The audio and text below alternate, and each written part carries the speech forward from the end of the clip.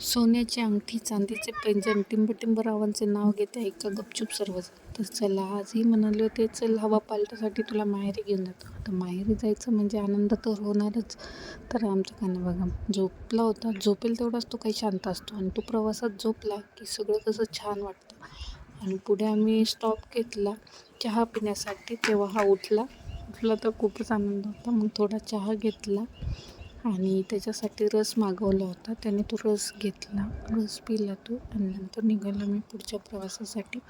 जवळपास 4-5 तासाचा प्रवास आहे. जाता जाता असं सुंदर सनसेट झाला होता आणि हा रस्त्यात DJ भेटला होता. त्याला DJ म्हणलं का खूप आनंद होतो आणि तो मला सांगत होता आई DJ गेला म्हणून निघून. श्रीरामपूरमध्ये आलो आणि पाणीपुरी खाल्ली नाही असं तर कधी होणार नाही आणि ती आता कानाची पण फेवरेट झाली आहे. मग 7 वाजले होते घरी यायला. 7, 7:30, 8 वाजले होते. घरी आलं की खूप आनंदच वेगळा असतो. मग आई